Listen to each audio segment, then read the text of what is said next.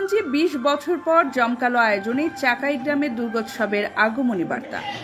শারদীয় দুর্গাপূজা ঘনিয়ে আসছে, চারদিকে বইছে আনন্দ আর উচ্ছ্বাসের আমেজ।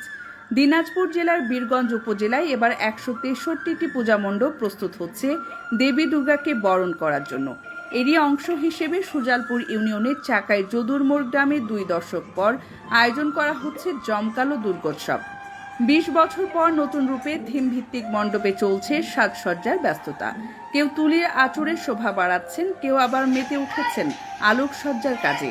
মৃৎশিল্পী অবিনাশ চন্দ্র পালের নিপুণ হাতের ছোঁয়ায় গড়ে উঠছে মহামায়ার প্রতিমা। প্রতিটি তুলির টানেই ফুটে উঠছে দেবীর আগমনী বার্তা। গ্রাম জুড়ে শিশু থেকে বৃদ্ধ সকলের মাঝে বিরাজ করছে উৎসবের আনন্দ। আয়োজকদের মতে চাকাই গ্রামের দুর্গোৎসব শুধু একটি ধর্মীয় অনুষ্ঠান নয়, বরং এটি সামাজিক মিলন মেলার এক বিশাল উৎসব।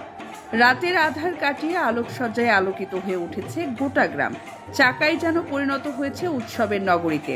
পূজার আগমনী সুরে মুখরিত চারদিক। দেবী দুর্গার আগমন মানে অশুভ শক্তির বিনাশ আর শুভ শক্তির জাগরণ। চাকাই গ্রামের এই শারদীয় দুর্গোৎসব ছড়িয়ে দিচ্ছে আনন্দ, মিলন আর ঐক্যের অঙ্গীকার।